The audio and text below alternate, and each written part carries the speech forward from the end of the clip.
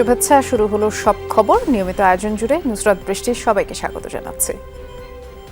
এখন পর্যন্ত 400টি গুমের অভিযোগ জমা পড়েছে গুম সংক্রান্ত কমিশন অব ইনকোয়ারির কাছে।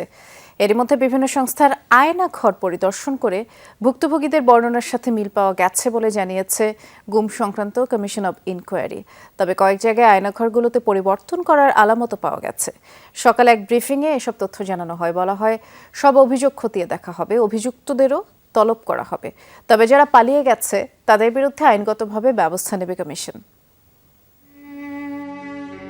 গত 15 বছরে বিচার বহির্ভূত অসংখ্য হত্যা, গুম ও খুনের ঘটনা ঘটিয়েছে বিগত সরকার। এসব ঘটনার নির্দিষ্ট কোনো হিসাব নেই কারো কাছেই। তাই সরকারের পৃষ্ঠপোষকতায় হওয়া এসব গুমের ঘটনার আসল তথ্য খুঁজতে গুম সংক্রান্ত কমিশন অব ইনকোয়ারি গঠন করেছে অন্তর্বর্তী সরকার। গত 15 সেপ্টেম্বর থেকে শুরু হয়েছে এই কমিশনে অভিযোগ দাখিলের কার্যক্রম। এরই মধ্যে গত মঙ্গলবার গোয়েন্দা পুলিশের কার্যালয় পরিদর্শন করেছেন গুম সংক্রান্ত কমিশনের 4 সদস্য। প্রায় 4 ঘন্টা ডিবি প্রধান সহ উচ্চ পর্যায়ের তদন্ত কর্মকর্তাদের সঙ্গে বৈঠক করেন তারা। বিভিন্ন ভবন পরিদর্শন করেন, ঘুরে দেখেন কথিত আয়নাঘরও। এখন পর্যন্ত সম্পূর্ণ কার্যক্রম নিয়ে সাংবাদিকদের সঙ্গে কথা বলেন গুম সংক্রান্ত কমিশনের 5 সদস্য। জানান, মাত্র 13 কার্য দিবসে 400 গুমের ঘটনা জমা পড়েছে কমিশনে। খতিয়ে দেখা হচ্ছে সেগুলো। তো আমরা আমাদের কাজ করে যাচ্ছি এবং মানুষের অনেক রেসপন্স পেয়েছি। আমাদের ফর সাবমিশন অফ কমপ্লেন্টস আমাদের আর্লিয়ার ডেডলাইন বা টাইমলাইন ছিল আপনার 30 সেপ্টেম্বর 2024। সাবসিকুয়েন্টলি আমরা আরেকটা বিজ্ঞপ্তি দিয়ে টাইমলাইনটা আমরা এক্সটেন্ড করে আপ টু 10 অক্টোবর 2024 করা হয়েছে। কমিশনের সদস্যরা জানান, পরিদর্শনের আগেই আয়নাঘরে বিভিন্ন পরিবর্তন করার আলামত পেয়েছেন তারা। তাই আর কোনো পরিবর্তন যাতে না করা হয় তা লিখিতভাবে জানানো হয়েছে। অনেকগুলো গুরুত্বপূর্ণ এভিডেন্স তারা নষ্ট করে দিয়েছে ওয়ালে পেইন্ট করে, যেখানে ভিকটিমরা একসময় বলেছিল যে তাদের অনেক কথা, নাম এগুলো লেখা ছিল। 6 আগস্ট 2009 থেকে 5 আগস্ট 2024 সালের মধ্যে হওয়া গুমের ঘটনাগুলো খতিয়ে দেখবে এই কমিশন। এরপর অন্তর্বর্তী সরকারের কাছে প্রতিবেদন জমা দেওয়া হবে। সুমাইয়া ঐশী, যমুনা নিউজ, ঢাকা। লক্ষ্মীপুর ও যাত্রাবাড়িতে গণহত্যার ঘটনায় শেখ হাসিনা সহ 30 জনের বিরুদ্ধে ট্রাইব্যুনালের প্রসিকিউশনে অভিযোগ দাখিল করেছে জাতীয় নাগরিক কমিটি। এদিকে বিএফ শাহীন কলেজের ছাত্র আহনাফ হত্যায় অভিযোগ দায়ের করেছে তার মা। এখন পর্যন্ত আসা অভিযোগের প্রায় সবকটিতেই প্রধান আসামি শেখ হাসিনা। এদিকে ট্রাইব্যুনালের মূল ভবন পরিদর্শন করেছেন গণপূর্তর প্রধান প্রকৌশলী। জানিয়েছেন 3-4 মাসের মধ্যেই সংস্কার কাজ শেষ হবে।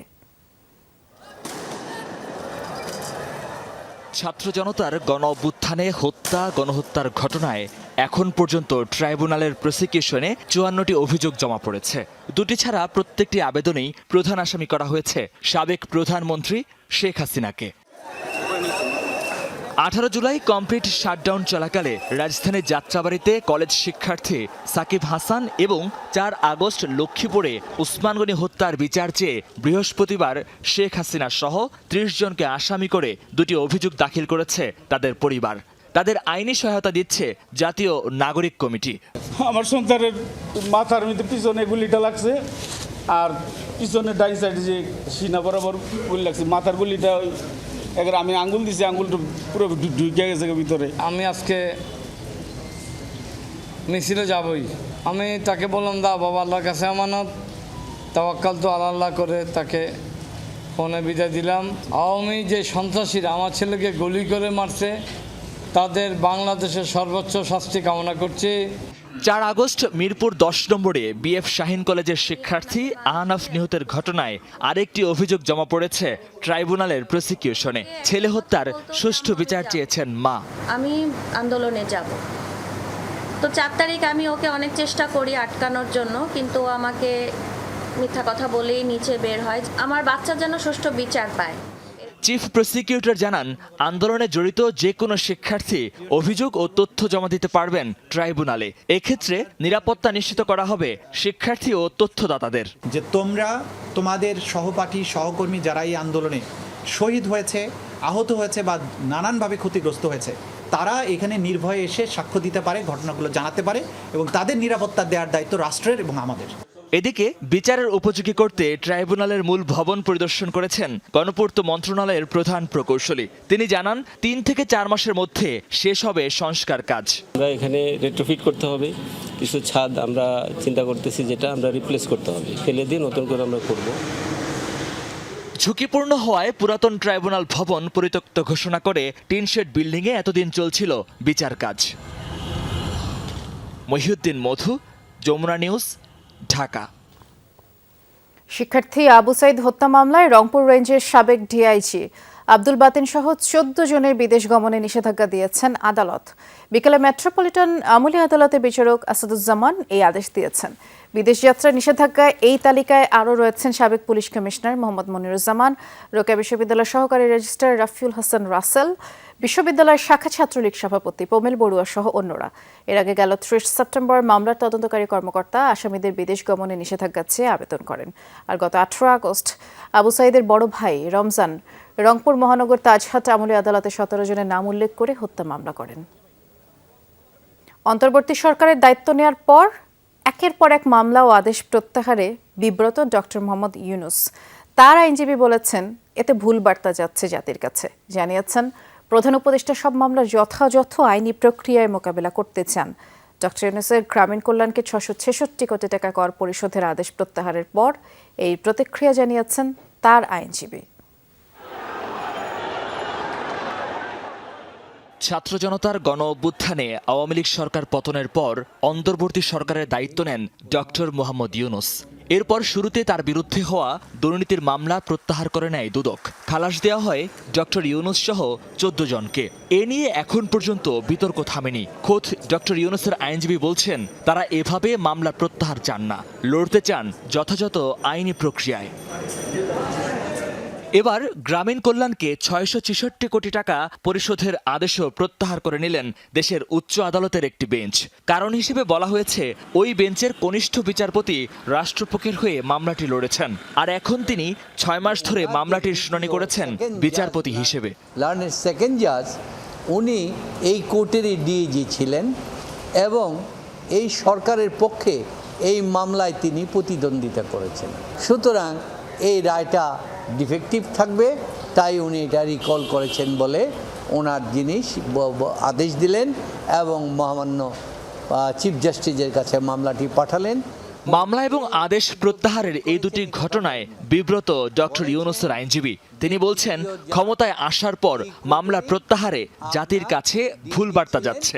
যেই প্রক্রিয়ায় মামলাটা উইথড্র করা হয়েছে, এখানে আইনগত কোনো প্রক্রিয়া অনুসরণ করা হয় নাই, না করে এমনভাবে একটা রাজনৈতিক প্রক্রিয়ার মধ্য দিয়ে আদেশে যেভাবে রাজনৈতিক মামলাগুলি উইথড্র করা হয় সেভাবে উইথড্র করা হয়েছে। আমাদের প্রধান উপদেষ্টাও বলছেন, যদি আমি দোষী সাব্যস্ত হই তাহলে আমি প্রধান উপদেষ্টার কারণে যেন আমাকে দোষ থেকে অব্যাহতি না দেওয়া হয়। নিয়ম অনুযায়ী এই মামলাটির ফের শুনানির জন্য নতুন বেঞ্চ গঠন করে দেবেন প্রধান বিচারপতি। মহিউদ্দিন মধু, যমুনা নিউজ, ঢাকা। সাবেক প্রধানমন্ত্রীর পুত্র সজীব ওয়াজেদ জয়কে অপহরণ করে হত্যা চেষ্টার মামলায় জামিনে কারামুক্ত হলেন আমার দেশ পত্রিকার ভারপ্রাপ্ত সম্পাদক মাহমুদুর রহমান। দুপুর 3:30টার দিকে কাশিমপুর কেন্দ্রীয় কারাগার থেকে তিনি ছাড়া পান। দুপুরে জামিন সংক্রান্ত আদেশে কাগজপত্র কারাগারে পৌঁছায়, যাচাই বাছাই শেষে মুক্তি দেওয়া হয় তাকে। এর আগে সকালে ঢাকা মহানগর দায়রা জজ আদালতের বিচারক আশামস জগলুল হোসেন তার জামিন মঞ্জুর করেন। একই সাথে সাজার বিরুদ্ধে আপিল করেছেন মাহমুদুর রহমান। 6 বছর পর দেশে ফিরে গত 29 সেপ্টেম্বর ঢাকার অতিরিক্ত চিফ মেট্রোপলিটন ম্যাজিস্ট্রেটের আদালতে তিনি আত্মসমর্পণ করেন। সে সময় তাকে কারাগারে পাঠানো হয়েছিল।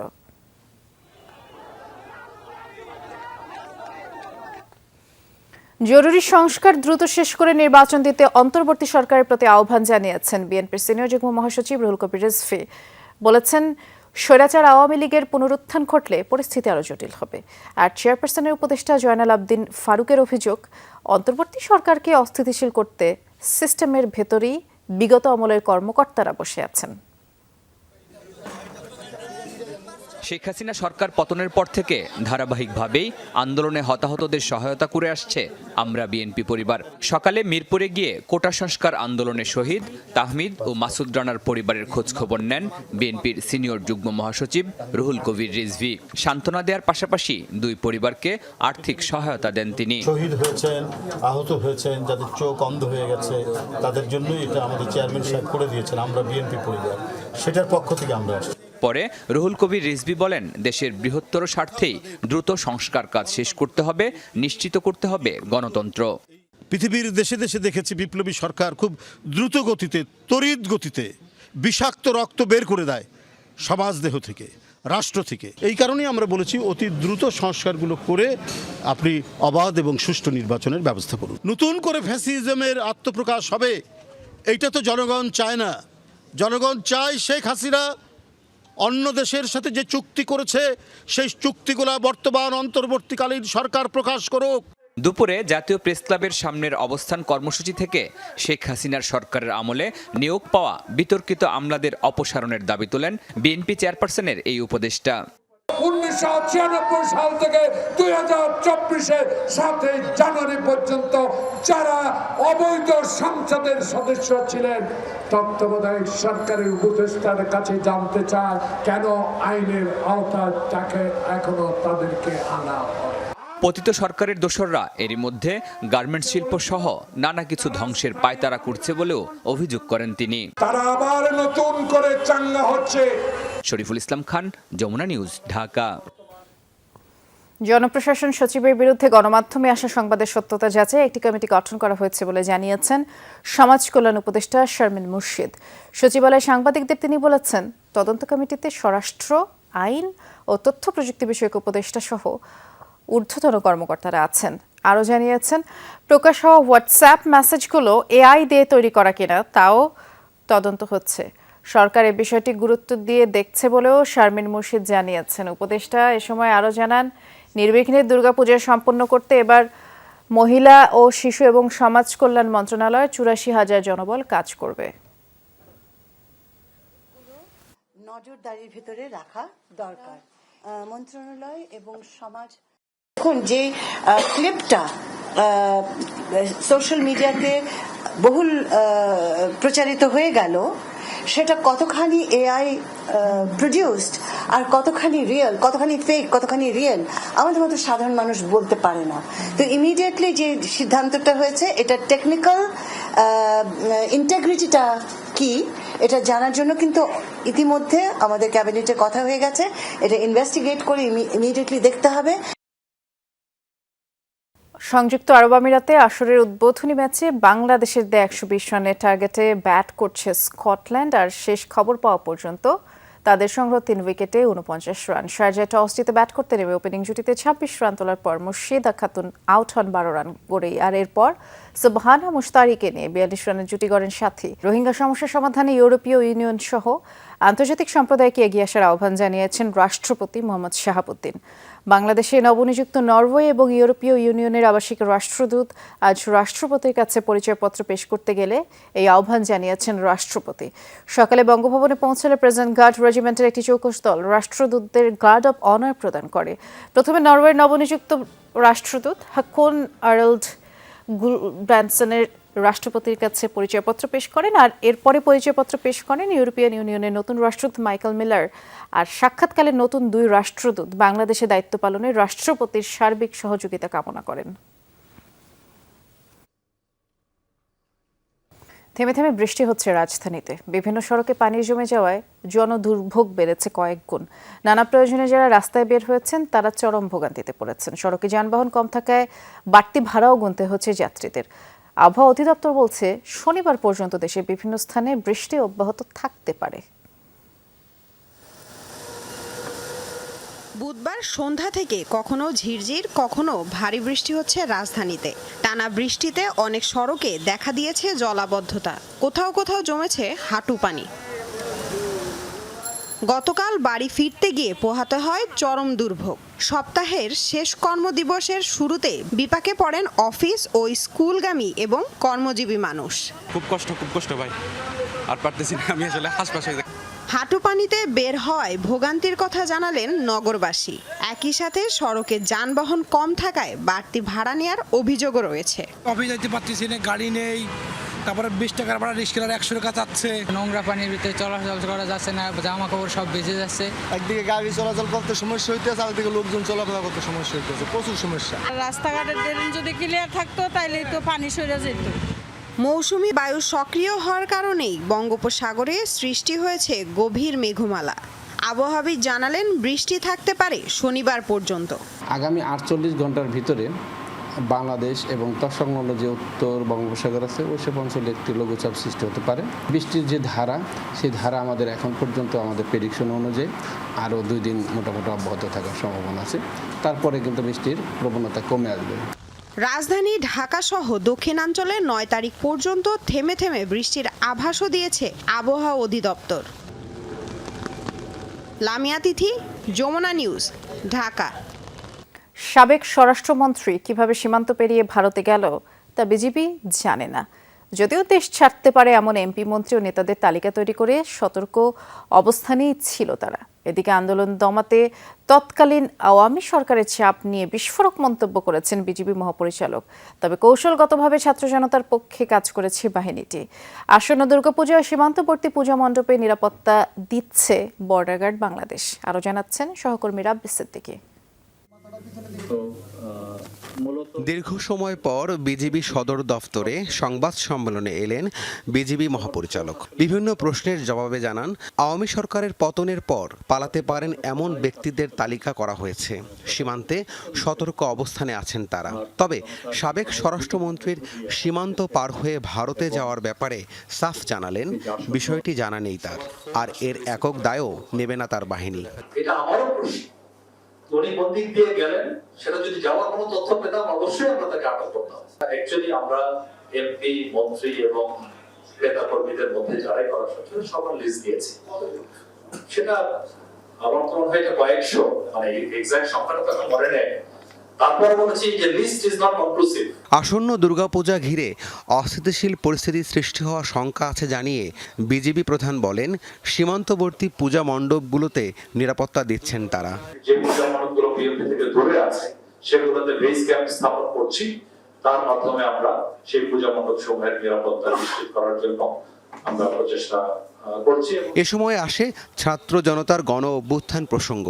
তিনি বলেন, বিজিবিকে গণগ্রেফতার ও হেলিকপ্টার ব্যবহার করতে বলা হয়েছিল, কিন্তু কৌশলগতভাবে ছাত্র জনতার পক্ষেই অবস্থান নিয়েছিল তার বাহিনী। প্রায় প্রতিদিনই তখন স্বরাষ্ট্র মন্ত্রণালয়ে সমন্বয় মিটিং হতো। ওখানে যে পুলিশ যে ভূমিকা পালন করছে সেটা বিজেপি করতে পারছে না। সেটা তো আমার এক ধরনের, আমি বলবো যে জবাব দেওয়া বা যেটা বললেন, এবং যেটা অতটুকু বলতে পারি যে পরিস্থিতি পরিবর্তিত না হলে আমি এখানে থাকতে পারতাম কিনা তার নিশ্চয়তা আমি দিতে। সীমান্ত বিষয়ে আর কোনো ছাড় দেয়া হবে না বলেও জানান বিজিবির ডিজি। তবে দেশের নিরাপত্তা রক্ষায় বিএসএফ এর সঙ্গে বজায় থাকবে সুসম্পর্ক। আমরা পেট দেখাবো না। রাব্বি সিদ্দিকী, যমুনা নিউজ, ঢাকা। দর্শক, করা নাটছে শারদীয় দুর্গোৎসব এবং আমরা চট্টগ্রামে দুর্গাপূজার যেই সার্বিক প্রস্তুতি সে সম্পর্কে জানবো। সহকর্মী জোবায়েদ ইবনে শাহাদাত অপেক্ষা করছেন আমাদের জন্য। জোবায়েদ, বন্দর নগরীতে এবার কতটি মণ্ডপে পূজা হবে সেটি জানাবেন, যেহেতু খুব সম্ভবত কোনো পূজা মণ্ডপের সামনেই আপনি অবস্থান করছেন। আয়োজনের সবশেষ প্রস্তুতি কেমন দেখছেন?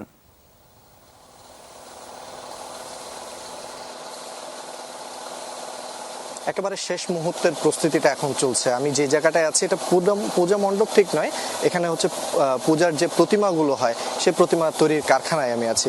আর আপনি প্রথমে যে প্রশ্নটা করেছিলেন এই বছর কতটি মণ্ডপে পূজা উদযাপন হবে, আমরা পূজা উদযাপন পরিষদ, চট্টগ্রাম মহানগর পূজা উদযাপন পরিষদের কাছে জানতে পেরেছি এবছর সব মিলিয়ে 292টি মণ্ডপে চট্টগ্রাম মহানগরে পূজা হবে, যেটা আগে ছিল 296টি। 4টি মণ্ডপে পূজা হচ্ছে না এবার। আর সেই সময় থেকে মানে পূজার যে আভাসটা সেটা কিন্তু ইতিমধ্যেই প্রত্যেকটা যে সকল মণ্ডপ আছে সেগুলোতে চলে এসেছে। এখন শেষ মুহূর্তের যে কারখানাতে প্রতিমা তৈরির কাজ সেগুলো চলছে, রং তুলির আঁচড়ে একেবারে প্রতিমাগুলোকে তারা সুসজ্জিত করে তুলছেন।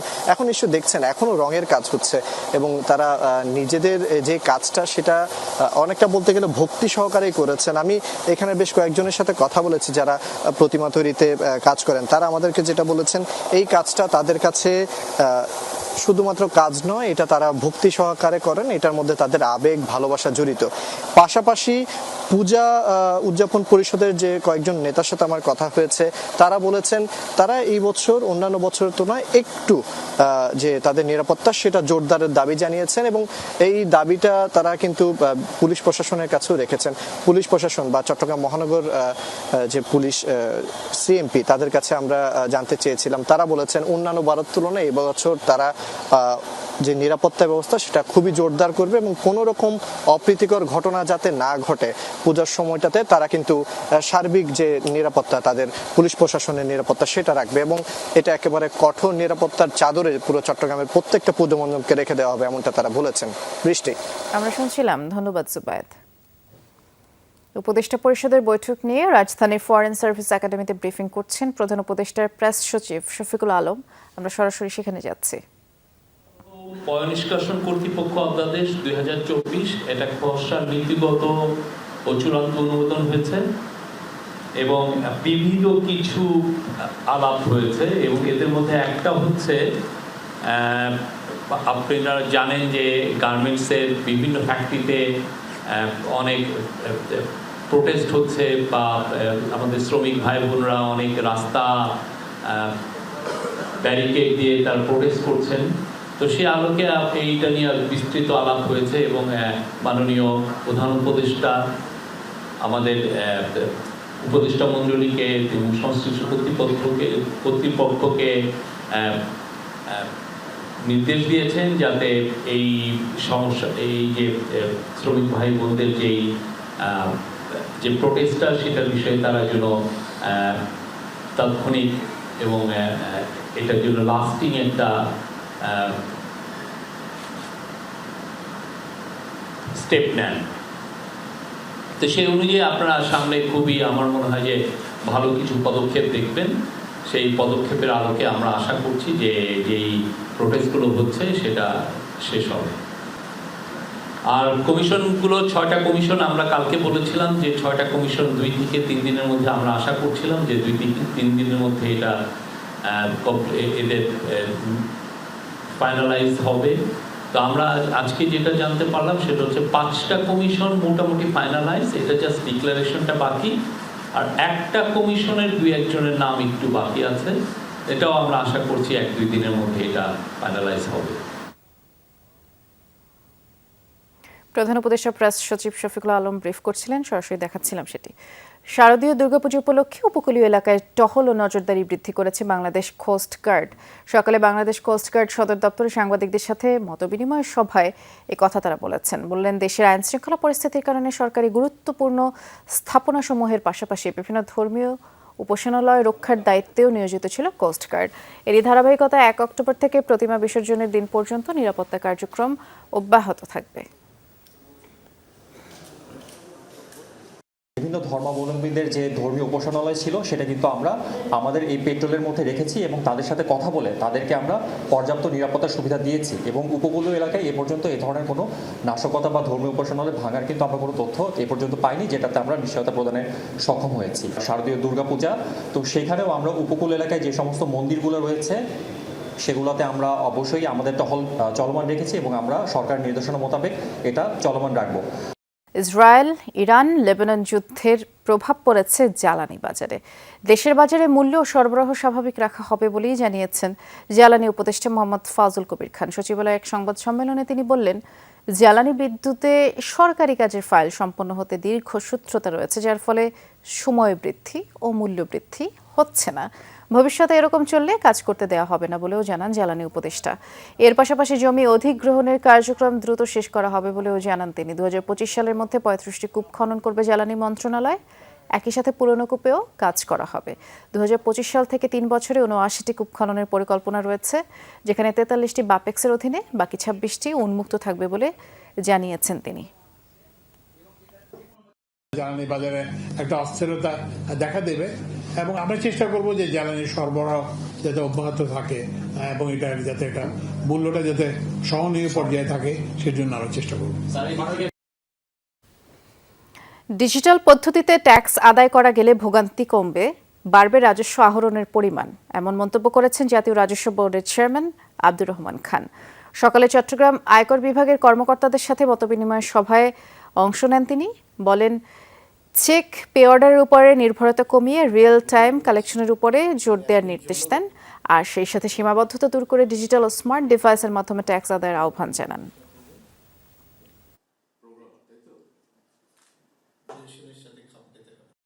অটোমেশন, আমরা এনবিআর এর ওভারঅল আমাদের অটোমেশনকে বেশি গুরুত্ব দিয়েছি যে আমরা একটা অটোমেশন প্ল্যান করব এবং এটা ধীরে ধীরে বাস্তবায়ন করব। সর্বোপরি আমাদের দেশের উন্নয়নের জন্য পুরো দেশ রাজস্ব বোর্ডের দিকে তাকিয়ে আছে। আমরা যথাযথ রেভিনিউ আদায় করব, আমাদের কর নেটটাকে বাড়াবো। সরকারের বেঁধে দেওয়া দাম মানছেন না ডিম ব্যবসায়ীরা, দাবি উৎপাদন পর্যায়ে দাম বাড়ানো হয়েছে। গেল 15 সেপ্টেম্বর ডিম ও মুরগির দাম বেঁধে দেয় প্রাণী সম্পদ অধিদপ্তর, কিন্তু তদারকি না থাকায় তার সুফল পাওয়া যাচ্ছে না। খুচরা পর্যায়ে প্রতি পিস ডিমের দাম নির্ধারণ করা হয়েছে 11 টাকা 87 পয়সা, তবে রাজধানীতে ডিমের ডজন বিক্রি হচ্ছে 175 থেকে 180 টাকা পর্যন্ত, অর্থাৎ প্রতি পিসের দাম পড়ছে 14.5 থেকে 15 টাকা।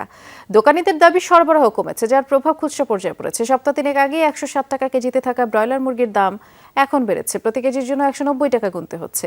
লেয়ার মিলছে 280 থেকে 300 টাকা দরে, আর প্রতি কেজি সোনালী জাতের জন্য গুনতে হচ্ছে 250 থেকে 270 টাকা পর্যন্ত। সরকার সোনালী মুরগি প্রতি কেজি 269 টাকা 64 পয়সা আর ব্রয়লারের প্রতি কেজি 179 টাকা 59 পয়সা নির্ধারণ করে দিয়েছে।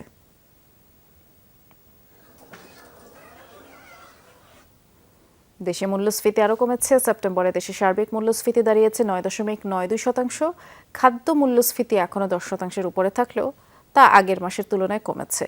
গত মাসে এই হার ছিল 10.40%। অন্তর্বর্তীকালীন সরকারের আমলে এই নিয়ে টানা 2 মাস মূল্যস্ফীতি কমল। বুধবার বাংলাদেশ পরিসংখ্যান ব্যুরো BBS মূল্যস্ফীতির হালনাগাদ চিত্র প্রকাশ করেছে। জুলাইয়ে দেশে মূল্যস্ফীতি হয় 11.66%, যা গত এক যুগের মধ্যে সর্বোচ্চ ছিল।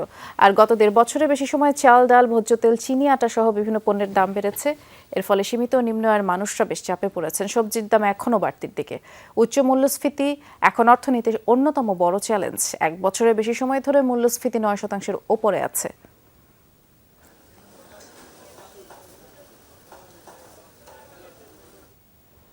নিয়ন্ত্রক সংস্থা বিএসএসসি চেয়ারম্যানের পদত্যাগের দাবিতে বিএসএসসির কার্যালয় ঘেরাও করেছেন বিনিয়োগকারীরা। এক পর্যায়ে প্রধান ফটকে তালা লাগিয়ে দেওয়া হয়। পরিস্থিতি নিয়ন্ত্রণে পুলিশ মোতায়েন করা হয়েছে। এর আগে সকালে ডিএসসির পুরাতন ভবনের সামনেই মানববন্ধন ও সমাবেশ করেন বিনিয়োগকারীরা। পরে দুপুরে তারা ঘেরাও করেন বিএসএসসি কার্যালয়। এই সমাবেশে অভিযোগ করা হয় বিনিয়োগকারীদের স্বার্থ রক্ষায় অনেকটাই উদাসীন বিএসএসসির চেয়ারম্যান। নিয়ন্ত্রক সংস্থার ভুল সিদ্ধান্তের কারণে পুঁজিবাজারে কোনো উন্নতি হচ্ছে না।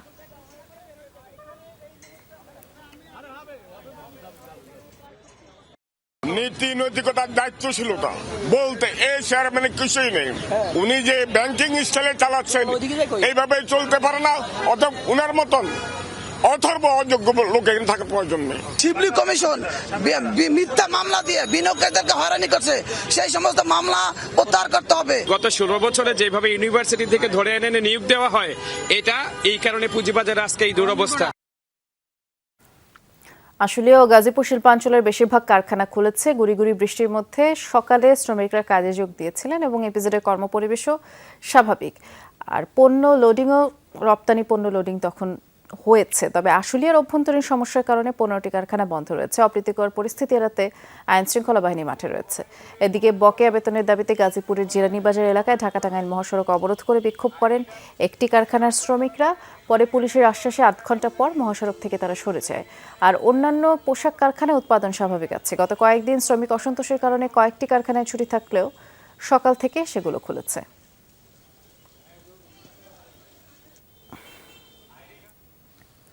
ইসরায়েলের তেল আবিবে বন্দুক হামলার দায় স্বীকার করেছে ফিলিস্তিনি স্বাধীনতাকামী গোষ্ঠী হামাস। হামলার দায় স্বীকার করে একে বীরোচিত আখ্যা দিয়েছে হামাসের সামরিক শাখা কাসিম ব্রিগেড। বুধবার এক বিবৃতিতে তারা জানিয়েছে, পশ্চিম তীরের হেব্রন থেকে গোষ্ঠীটির যোদ্ধারা এই অভিযানে অংশ নিয়েছে।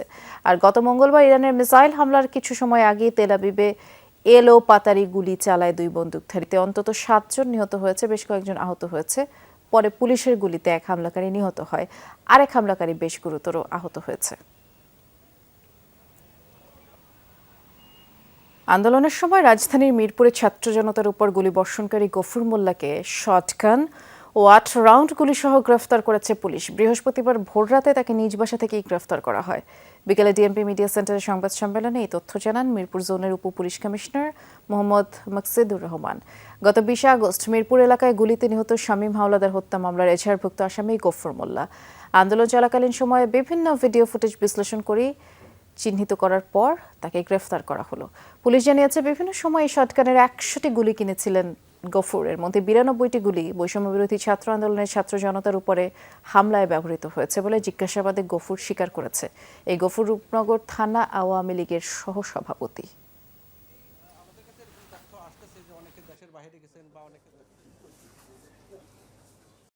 বিভিন্ন সময় সে 100 রাউন্ড গুলি ক্রয় করেছেন। এর মধ্যে মাত্র 8 রাউন্ড গুলি আমাকে দেখাতে পেরেছেন।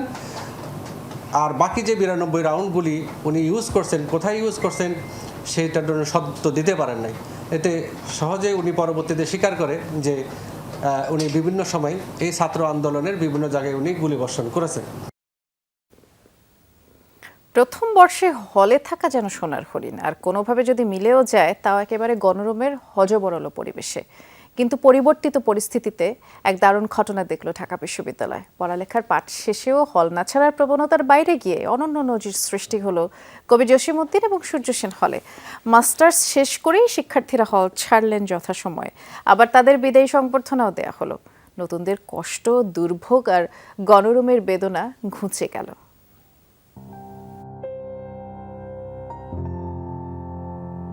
এই যে গোল হয়ে ঘন হয়ে থাকা বন্ধুর দল, এরা কোনো উৎসব করছে কি, নাকি উৎসবের সঙ্গে মাখা সম্মিলিত বিষাদ? ঢাকা বিশ্ববিদ্যালয়ের কবি জসিমউদ্দিন হলের 16-17 শিক্ষাবর্ষের শিক্ষার্থীরা হল ছাড়ছেন যথাসময়ে। তাই এমন রঙের খেলাই বিদায় বেলা, অথচ এটাই হবার কথা ছিল। শিক্ষাবর্ষ শেষে একদল হল ছাড়বে আর নতুনরা প্রথম বর্ষ থেকেই হলের আসন বরাদ্দ পাবে। ইনিশিয়ালি যারা এখন বের হয়ে গেল, রিসেন্টলি ফেয়ারওয়েল হয়েছে বা সামনে যাদের ফেয়ারওয়েল হবে, তারা কিন্তু আসলে সত্যিকার অর্থে 5 বছর বা 4 বছর পুরোপুরি হলে সিট নিয়ে থাকতে পারেনি। তারা ইনিশিয়াল 2 বছর গণরুম করেছে। সো তাদের কাছে বলবো এটা হচ্ছে একটা স্যাক্রিফাইস, এবং এই স্যাক্রিফাইসটা না করলে আসলে এই প্র্যাকটিসটা কিন্তু শুরু হতো না। যদিও ব্যাপারটা অনেকটা খারাপ লাগার, কিন্তু তারা চলে যাচ্ছে এবং জুনিয়র যারা আসছে এখন 23-24 সেশন, তাদের জন্য থাকার একটা সুন্দর ব্যবস্থা হচ্ছে। আমাদের কথা ভেবে হলের সামগ্রিক অবস্থা সুন্দর করার উদ্দেশ্যে ওনারা হচ্ছে হল থেকে চলে যাচ্ছে। হল থেকে আমাদের সিনিয়রদেরকে একটা সংবর্ধনা দেওয়া হয়েছিল, তাদেরকে বিদায় অনুষ্ঠানের মতো একটা করা হয়েছিল। মাস্টার্স পাশ করার পরও হল না ছেড়ে অনেকে চাকরি পাওয়া অবধি রুম দখলে থাকতেন ক্ষমতার দাপটেও। ফলাফল, গণরুমে উদ্বাস্তু জীবনযাপন করতে হতো প্রথম থেকে তৃতীয় বর্ষের বেশিরভাগ শিক্ষার্থীর। সে জীবন ছিল মানবেতর। এবার জ্যেষ্ঠদের হল ছাড়ার পর নিয়মিত শিক্ষার্থীদের জন্য সুযোগ হলো। কবি জসিমউদ্দিন হলে যেন এখন আর গণরুমের কোনো ছায়া নেই। অনার্স শেষ করার পরেও আরও 4 বছর 5 বছর এরকমভাবে চাকরি না পাওয়া পর্যন্ত, আবার চাকরি পাওয়ার পরেও দেখা গেছে যে অনেকে কিন্তু ওই হলে ছিল। এখন আমি রানিং ফোর্থ ইয়ার, নতুন ফোর্থ ইয়ারে উঠে আমি সিট পাইছি। এখন যারা আসবে তারা যেন একটা পড়ার পরিবেশ পায়, আর এখন কোনো গণরুম নেই। আসলে তৃতীয় বছরে উঠেও মানে যে একটা রুম পাবো, মানে একটা সিট পাবো, ওঠার একটা সম্ভাবনা ছিল না। তো আলহামদুলিল্লাহ এটা পেয়েছি আমরা। এই রুমে আমরা থাকতাম 25 থেকে 30 জন, মাঝে মাঝে 35 জন হয়ে যাইতো। আমরা শোয়ার জায়গা পাইতাম না, মসজিদে ঘুমাইতে হতো, অন্যান্য হলের গেস্ট রুমে ঘুমাইতে হতো। এখন এই রুমে 8 জন, এইটা আমাদের কল্পনার বাইরে। আমাদেরকে যদি অন্য কোনো বড় রুমে অ্যালটমেন্ট দিতে চায়, তাহলে রুমটা অবশ্যই ফাঁকা করতে হবে, এবং ফাঁকা করার ক্ষেত্রে হয় কি, আমাদের মাস্টার্স যারা কমপ্লিট করেছে সেই ভাইদেরকে হচ্ছে হল থেকে চলে যেতে হবে। সাধারণ শিক্ষার্থীরা বলছেন, বিশ্ববিদ্যালয় প্রশাসন হলে আসনের সুষম বন্টন কিংবা বিশ্ববিদ্যালয় জীবনের শুরু থেকেই একজন শিক্ষার্থীর জন্য সুষ্ঠু আবাসন ব্যবস্থা নিশ্চিত করা উচিত। এজন্য মাস্টার্স শেষে হল ছাড়ার এমন চর্চা প্রত্যেক হলেই শুরু হবে বলে প্রত্যাশা সাধারণ শিক্ষার্থীদের। সাইফুদ্দিন রবিন, যমুনা নিউজ, ঢাকা। মরুর বুকে হয়ে গেল নারী টি-20 বিশ্বকাপের অন্যরকম এক ক্যাপ্টেন্স ডে। দুবাই আন্তর্জাতিক স্টেডিয়ামে ফ্যালকন আর উটের সাথে আনন্দে মাতলেন জ্যোতি হারমানরা। জাঁকালো ফটোশুটের পাশাপাশি খুনসুটিও চলেছে। ছিল 10 অধিনায়কের রোমাঞ্চ আর অনুভূতি প্রকাশের এক্সাইটমেন্ট।